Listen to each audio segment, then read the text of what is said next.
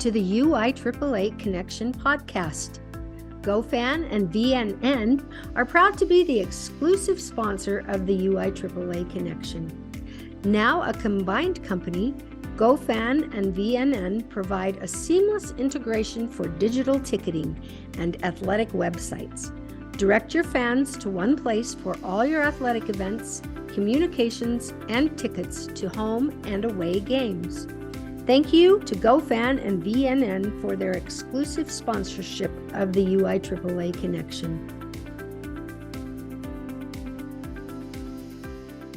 Welcome back to another edition of the UIAAA Connection. I'm your host, Mark Hutch Hunter. Today we have as our special guest, Dr. Dan Schlafer, Certified Athletic Administrator, recently retired, but currently how did you tell me, the head of the Board of Control for the Tennessee State Association, correct? Well, actually not the head. I'm not a doctor either. My dad was, but I've I stopped at the EDS mark. But I am a member of the Board of Control and Legislative Council. And listen, Mark, thank you so much for this opportunity. And I also want to thank Rich Barton for connecting us. I think everybody in Utah knows both of you and probably most of the other people in the United States of America and beyond. And so grateful to be a part of this. And I thank you for your influence and your long legendary career, Mark. Amazing. You're too kind. Thank you, Dan. Let's have you begin by sharing with our international audience where you grew up, where you went to college, your first job, those types of things. Sure. So I was born into a great family. My dad was a pastor, a Bible scholar, held a doctorate in theology. Mom was a homemaker, but quite a musician, and she taught hundreds of children how to play piano. I'm the middle of five children, born in Kentucky, and then followed my dad around, obviously with his pastorates. And then I completed high school in Knoxville, Tennessee. Went to college and played football at Carson Newman, which is a small liberal arts school in Upper East Tennessee. First coaching job was at West Green High School. I was a Buffalo and taught science and coached football and basketball and tennis. And that's where I got started in this wonderful world in 1974, actually. Perfect. Let me ask you a follow-up question. Then, obviously, you played football in high school because you played in college, but what other sports were you able to play as a young man as you grew up? My athletic career started as a 5-year-old playing Little League baseball when I wasn't really sure which end of the bat to use, and they put me out in center field. And I think probably that was to pick the dandelions because nobody could hit it out into center field, but had great experience with that. Played uh, church league basketball and loved that. When I got to high school, played point guard and also played football. Had the opportunity to play on and um, very grateful for those experiences and the things that it taught me. Talk about then your football career in Knoxville, and obviously you must have been better than average player because you got recruited to Carson Newman, so obviously they paid for your college. Talk a little bit about how that process worked for you. So I was a freshman, actually a 14-year-old freshman in high school, and desperately wanted to be a football player, and asked my dad for his permission. He said yes, and so it was part of a great program in Knoxville where I got to play on both sides of the ball. Um, wasn't a very big kid, but maybe I had a step or two of quickness. And then the opportunity to go to college came at the end of my career at Carson Newman. I was recruited by a gentleman who had been the athletic director and head football coach at Tennessee School for the Deaf previously to joining the staff at Carson Newman. And he was the coach that recruited me as a defensive back and had a powerful influence on my life like so many others. And so had the opportunity there to be a part of a great program at Carson Newman. We in 72 played for the NAIA National Championship. There's a great story I could talk all day about that and the influence that the head football coach at Carson Newman had during that time. So I'm blessed to still have those relationships and grateful every day to have been a part of athletics and have the chance to teach and coach and be an athletic director and the many steps my career has taken that were actually unplanned. And we can talk about that more in a little bit. Well, let's delve into, so you finished at Carson Newman, and so you're currently a retired member of the Board of Control in Tennessee. So quickly, Iria, because that's a large number of years. So how many schools did you teach at? How many schools were you AD, et cetera? Got to share with our audience all that little background, because as you mentioned earlier, we just met here, days ago. So share that with us. Yes, sir. So it's been an amazing run. First couple of years at West Green High School, and then I went to a Baptist parochial school, Harrison Shohoway Baptist Academy, which is now King's Academy. I went there because they had deaf students, and I had been had the opportunity to be a part of that culture when my dad was a pastor of a large church in Birmingham, and we had a deaf congregation, and I was enthralled by those people, and they loved on me way more than they should have. But I had student taught prior to West Green at Tennessee School for the Deaf. The coach that had recruited me at Carson Newman went back to TSD to help them plan a brand new building, and he brought some deaf students to Carson Newman my senior year to show how they adapted physical education to deaf students. And so it was after that program that I came down out of the stands and I said, Coach Hayden, I need a place to student teach. Would you consider letting me be a part of the program at TSD? He said, Dan, I was going to ask you if you would. And so I had that student teaching experience, and then went out into public school arena, and then to Harrison Shohoway for a couple of years, where I was a dorm parent and coached every sport in the book. And that second year, Coach Hayden contacted me and said, I'd like you to come work full time at TSD. He didn't have a job for me when I got out of college after I finished my student teaching, but he did then. And so had an amazing experience teaching and coaching, coached football. It was my first head football coaching job. I was an assistant basketball coach, boys, freshman and JV team, helped coach swimming. And so Tennessee School for the Deaf was a tremendous learning experience for me. They taught me more than I would ever teach them. From Tennessee School for the Deaf, I was asked to come to Knoxville Catholic High School to be athletic director and head football coach. I also helped coach basketball and tennis. Another tremendous experience. I may be the only guy on the planet who has taught and coached at a Baptist school and a Catholic school in their same career. Then after Tennessee School for the Deaf, came to be head football coach at Cumberland County High School in Crossville, Tennessee, which is where I now live. And after coaching there, Then I worked uh, in administration as a high school principal.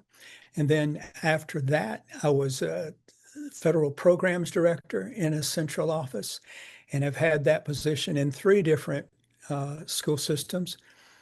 Was elected to 4 terms as a school board member. So when you look at that run of things, it's very easy to see that perhaps my biggest problem was I couldn't keep a job. I mean, I had so many opportunities that I never dreamed possible, and I could talk all day about each one of those.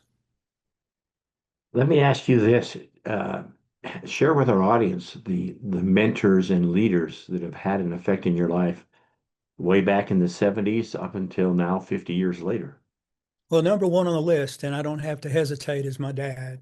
He was a marvelous human being. He was had a servant's heart. He said what he meant what he said, was a disciplinarian, was a Bible scholar, was good to all of his children, was an exceptional servant leader. And I learned so much from my dad that he would have to be number one on the list. Number two would be Coach Hayden, Troy Hayden, who gave me my first start, gave me my start as a student teacher. He let me help coach football that spring while I was still in college as a volunteer. As a matter of fact, I told him, "Hey, Coach, I want to coach football so much. I would pay you for the opportunity to be on the staff this spring to just get my feet wet." He said, "No, you come on." And so he had a profound impact, and then allowed me to come back and work there after a couple of years. And then when the job opened at Tennessee School for the Deaf, he gave me my first head football coaching job. So he was a huge mentor. Coach Dal Sheely at Carson Newman, a strong Christian gentleman with high moral character and standards. And he's the first coach that I ever heard tell me, listen, and of course, I wasn't part of anyone who would use profanity, but he made it very clear first meeting, we're not going to have profanity on this football team. You'll never hear it from me, and I'm not going to hear it from you. That's a sign of weakness, and it's not going to be a part of our program. You need to understand that right now. And if you can't accept that, then you need to go play somewhere else. That was a huge, huge relief to me, because every coach that I'd ever had prior to that time, not every, but many, were those who had used some profanity. I didn't care for it, but I loved playing so much that I put that aside and did what I was told. But Coach Sheely, truly an amazing influence on my life, and I continue to have all kinds of influences, and could give you a long list. I just really honestly stand on the shoulders of giants. Perfect. Thank you for sharing that. Let me ask you a little bit of a personal question here, Dan. What's your biggest failure or disappointment in life, and what did you learn from it? That is such a great question. And I'm going to take you in a direction you're not going to expect. And as I look back on it, it was not a failure on my part. It was a decision that I made to say a prayer for a very sick child at a pep rally. And this sick child was one of my football players who, in a JV game earlier that week, I thought he'd broken his rib, and took him to the hospital. Rib wasn't broken, but the x-ray showed a lemon-sized tumor on his lung. Now, Mark, up to that point, nobody had ever told me you can't pray before practice, after practice, before games, after games. Had always been a part of what I had done. It had been a part of my daily life growing up. It's a part of my daily life now. But after that x-ray showed that this young man had the tumor, they took him from Crossville to Nashville for immediate surgery. This was 1994, before cell phones. So I'm teaching in my classroom and I get a message, come to the office, Coach Schlafer, you have an urgent phone call. And so I did. And it was this young man. He said, Coach, I am scared to death. Will you please pray for me? I said, absolutely will. Absolutely will. That was a Friday. Pep rally that afternoon, 1,800 kids in the stadium. And I say, listen, there are things more important in life than football. And now your classmate's having surgery. He's asked me to pray. I prayed. 1,800 kids cheered.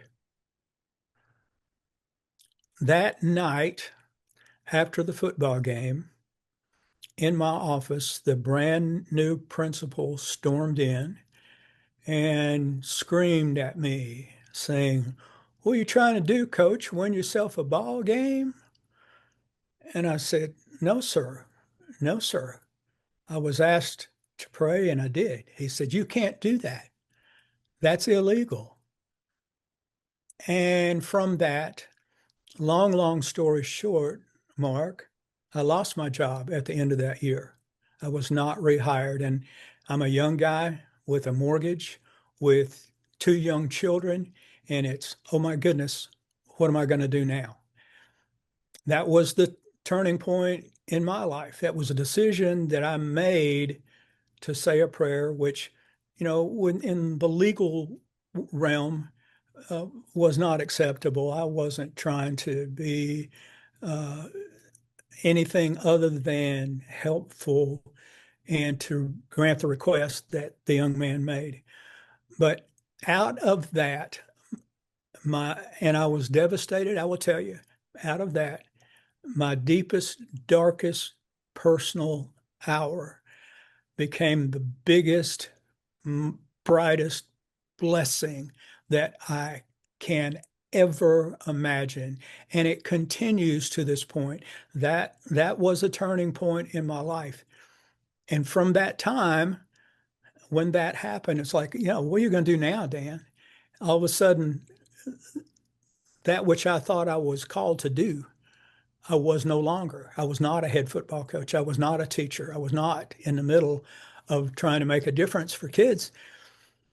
And people in this town said, hey, you need to run for superintendent of schools. So I went back to school and got an EDS degree and to certify me in administration. And went through the election process, burned through my savings, going to school and running that campaign. And out of 9,000 votes, lost by 181. So, and I may be a little long-winded here, but the bottom line is from that decision, everything that has followed in my life, which I never dreamed possible, has happened because I did what I did that afternoon at the pep rally.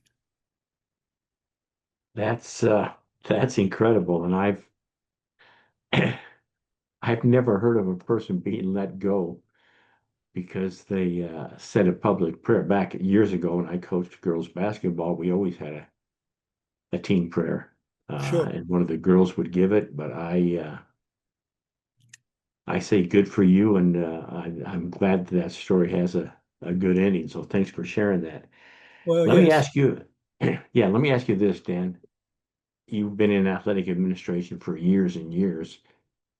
Today, as a retired person, as you look back, how has it changed, or how is it the same? So it's the same simply because it's all about kids.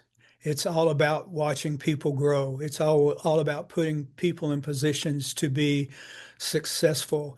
It's all about being a ministry to help people. That has not changed. That will not change. What has drastically changed, in my view, is the use of technology. my goodness, all of the things that are out there now that I did not have when I was an AD, all of my eligibility things and reports that were all done by hand. Now you've got so many tools out there like Final Forms, and I could name just the whole list of things that make the job, which is a complicated job, to be sure, make that job so much easier. I think as well, if I may, I don't mean to interrupt you. No, go ahead. There's a difference in attitude in terms of athletics participation from parents and from children, students, I should say, student athletes. Uh, there seems to be such an individualized, I'm in it for me. Look at me on X, look at what I've done. Hmm. And your self-worth is how many offers you've gotten or what elite team you're playing for. I think that's a trickle-down effect from the pros and from the college ranks, and it's hitting us now in high school. There's no question. No, that is well said. And don't get me started on the transfer portal or NIL because we'd be here for 4 or 5 hours. But thank you for bringing that up. Yes, sir. Talk about then from when you began back in the 70s, your journey with the TIAA, the TSSAA, and with the NIAAA, and then how you Yes, became involved in all that. it's I love every one of those letters, and it's been so meaningful to me uh, because of that decision that I made way back then. None of this really would have happened. I don't think I would have had, perhaps would have had the TIAAA, NIAAA connection, but before then, uh, I'm not sure.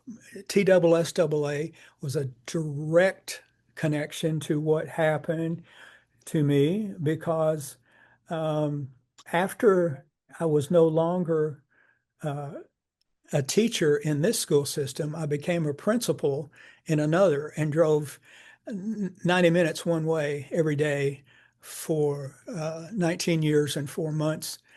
But while I was doing that, I ran for uh, the Board of Education here and won.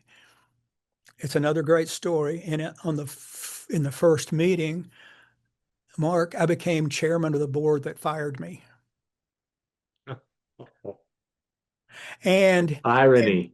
and irony, and then was associated with Tennessee School Boards Association and have had a great connection through that. Through my service with TSBA then asked me to be their representative on the TSSAA Board of Control. And had I stayed where I was, I could never have done that. Uh, I just couldn't have. So TSSAA since 2010, I've been honored and privileged to be in the room in the board of directors and legislative council, uh, helping make a difference for uh, athletes, administrators statewide. It's such a privilege to be a part of that. From that came my introduction to TIAAA from Mike Elson, who was one of my dearest friends, along with Rich Barton. And I met Mike in a TSSAA meeting. He was there. I had heard of Mike Elson and his career at Christ Presbyterian Academy, but Mike and I have become strong friends. And he introduced me to TIAAA, and he is the one who got me involved. It is because of his uh, influence that I am a daily part of TIAAA and NIAAA, and through that, uh, continue to stay active because I tell you, when I retired, I was not ready to be retired. I Mm. was not, nothing prepared me for doing nothing. And so I've been able to rechannel my passion for athletics, athletic administration. I've earned the uh, uh, CAA, working on my CMAA now, and am the luckiest man on the world, on the planet, luckiest man in the world to be a part of all three of those organizations. Let me ask you, because I'm sure it's possibly a different name here in Utah, but talk about the structure of the board of control that you serve on. Because like in Utah, we have an executive committee, which I served on for a while. We have a board of trustees, which is another body out of the high school activity association. So talk about the board of control in Tennessee and how it's set up and what exactly it does. Great question. Great question. So, Board of Control members, other than ex officios, are elected by their peers in regions from across the state.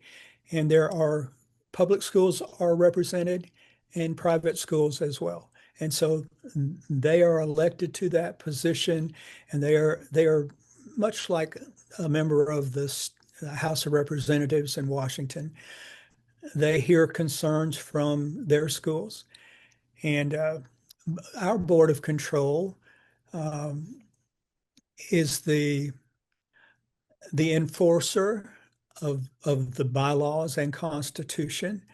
They hear disciplinary cases, they hear appeals, they make decisions.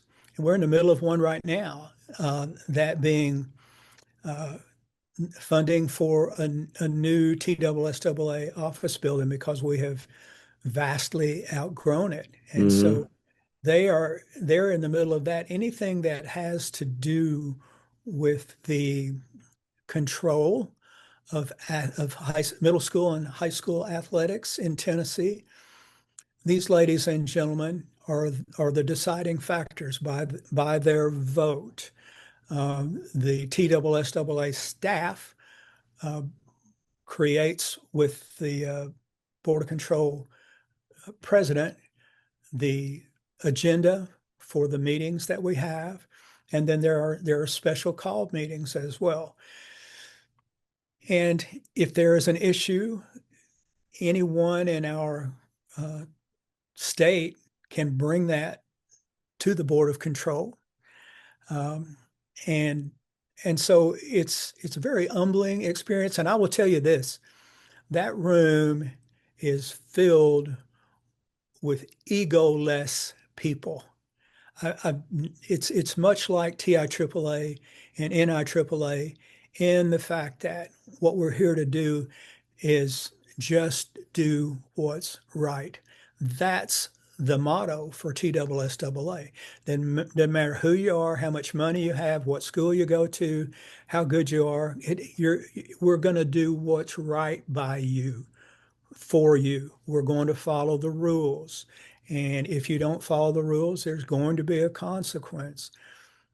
Many times when someone is fined for something, they don't realize that that money that is brought in from fines goes to scholarships for students across the state of Tennessee. It doesn't go into pockets of the TSSAA financial fund. So it's a very service-oriented, selfless group of people. And I wish you could be a fly on the wall in a meeting. It's amazing. Mm. Thank you for sharing that. It sounds to me it's probably a combination of our executive committee and board of trustees, because I sat on the executive committee as a representative from the UIAAA, and there were members that obviously had hearings, all those types of things that you talked about. So, they may call them different names, but I think every state pretty much has something like that. So good for you for continuing to serve on that. Let me ask you Thank you. this. I want you to talk for a minute about, well, for me, they're Tennessee legends because I don't know that many people from Tennessee, but the first two people I met from Tennessee were Mike and Mike. That would be Mike Kimmons and Mike Elson. And so for me, they're Tennessee legends. So speak about those. I know you spoke about Mike Elson a minute ago, but just a couple of comments about those fellas. I don't know that there are adequate words. They are everywhere all the time, both of them. I have told Mike Elson several times I think he's got some stunt doubles out there or some clones because he is an Energizer Bunny and Dusk to Dawn and beyond. Uh, the most humble, kind, caring person, much like Rich Barton, much like Mike Hmm. Kimmons, just wants to help, just wants to spread the word about what we're all about, what we're doing, wants to grow the organization, wants to be, if you will, uh, a pastor to ADs. And he does that, and Mike Kimmons does that as well. Uh, Mike is always promoting uh, education-based athletics. And I will tell you, Mark, there are so many other great people in Tennessee that if I start naming names, I'm going to leave somebody out. But I have to mention Mark Reeves, executive director of the TSSAA, just a brilliant mind, yet so humble and gracious and genuine.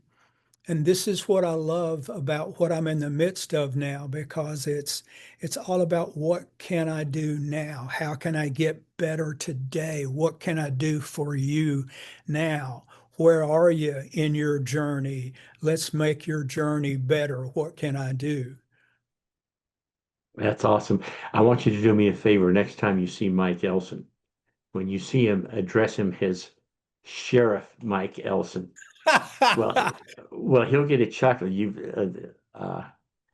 don't know this, but I've written a couple of novels, just about finished with my third. But he's a character in my second novel, in a small Utah town, Sheriff Mike Elson. So now every time I speak with him, I've known him for years. I call him the sheriff. So he'll appreciate that when someone from Tennessee calls him Sheriff Mike Elson.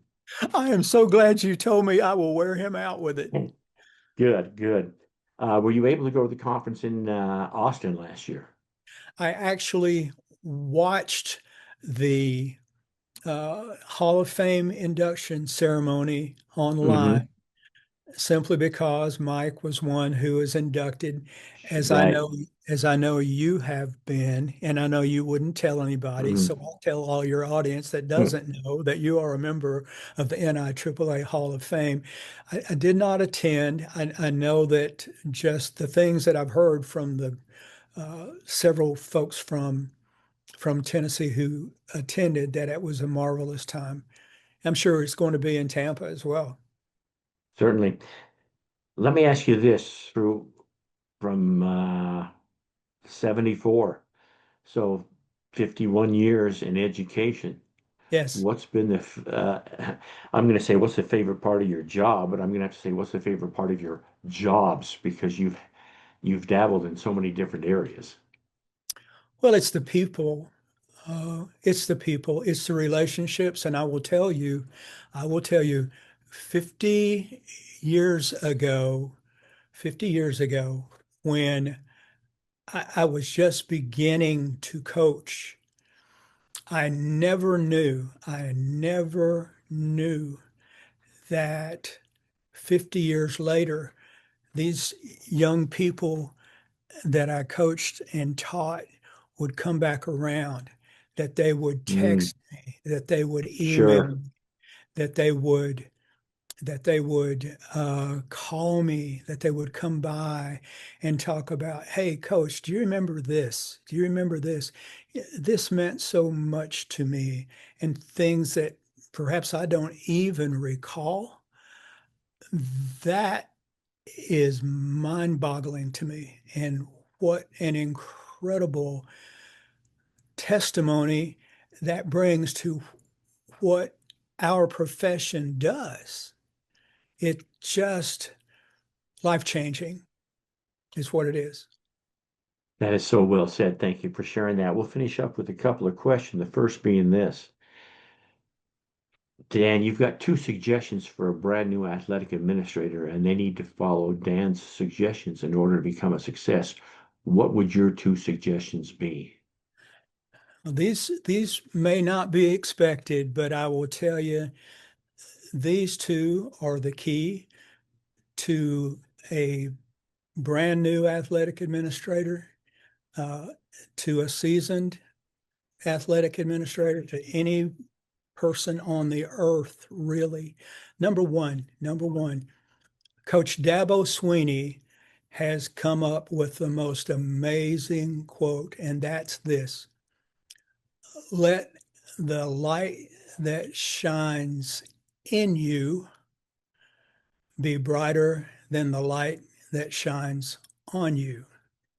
Now, that's profound to me because as an athletic administrator, you're going to have a light shined on you, and it's going to be a constant. You're a very public figure, and you're the head of the program. And that program, by the way, is the front porch to your entire school and school system. Like it or not, people don't line up and pay money to watch you conjugate verbs. And there's nothing wrong with conjugating verbs. But, but the AD is the centerpiece of all that. And so there's going to be a light shine on you. But what's coming from you? What's coming from your heart? What are you projecting?